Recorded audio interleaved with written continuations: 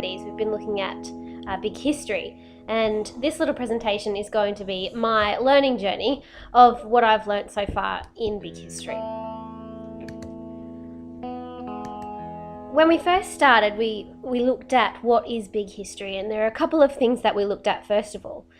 One of the things was this website, which basically looked at the size of everything. Ridiculously interesting website. It showed the size of a human in comparison to the size of all other sorts of things involved in big history. So as you can see, we've got the human, and then we can go down, and when we look into big history, it actually includes things like the cells and the tiny little microscopic things like DNA, and all the way down to quarks and atoms and things like that. But the study of big history also looks at all the way back to the universe-sized things with our planets and our solar systems, etc., which is quite incredible. And so I found this really interesting, mainly because I didn't sort of even think to myself that that was actually history. The other part of what is big history that we looked at is the things that make it up, and the things that make up our history of time. And they are that we've had to have the proper ingredients, Goldilocks conditions, and that therefore equals thresholds.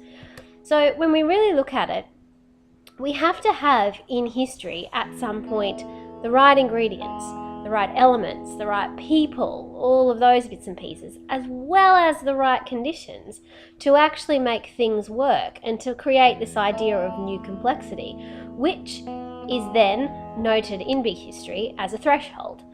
And it's these thresholds, and there are 9 of them, which create the whole study of big history that we've been doing so far.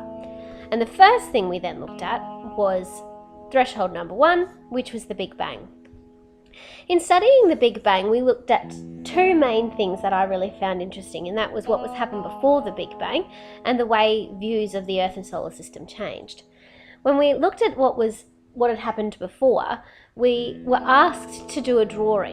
Now, some other students had a look at this in a very scientific way of doing things, whereas I was a little bit more creative, I suppose. And you can see I thought that maybe there was a flat Earth and some mythical creatures around.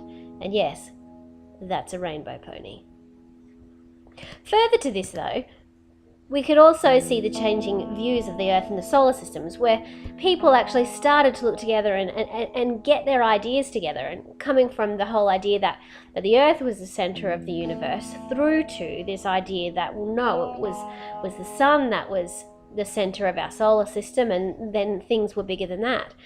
And we looked at, we looked at different astronomers, and I had a look at Nicholas Copernicus and created this fact sheet on him. But others like Ptolemy and Galileo, who all put together, and we eventually got this idea of the solar system that we have today.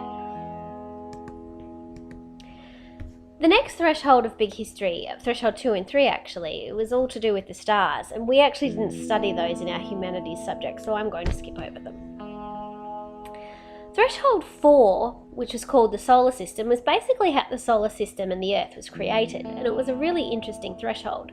The first thing that we looked at was how the solar system came into being after the creation, well, the Big Bang, I suppose. And so what we did was we reenacted what it might have been like, and we used a salad spinner.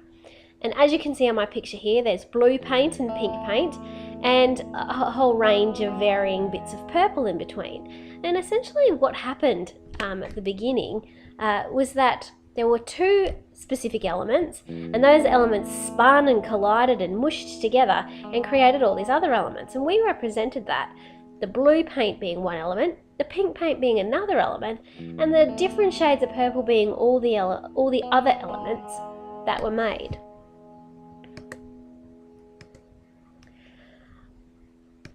Along with this, we also had a look at the creation of the solar system, and we created a timeline. I did a Facebook timeline which looked like this one, and essentially I was able to map out the different stages and the different collisions and the way that planets collided together and collided with other junk in the atmosphere that actually, in space, that actually made what's now our rocky planets that are closer to the sun, and the more gassy planets which are at the edge of our solar system.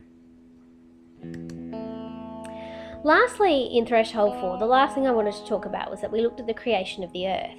We looked at the whole idea of plate tectonics. Now, we learnt that Pangaea was the original single continent on the Earth's surface, and over time, through convection currents, the plates actually moved. And we had a look at the idea that there were 4 different boundaries: collision boundaries, convergent boundaries, divergent, and transform boundaries. And in small groups, in my group in particular, we looked at individual ones of those. In my group, we looked at collision boundaries. And it's where 2 continental plates actually mush together or scrunch together and cause mountains. And it's where the convection currents work, and they work this way and then push the continental plates together. And when those plates push together, they actually form mountain ranges. We were able to show this in the pool, and I will show you a video. No, I won't. I'm kidding.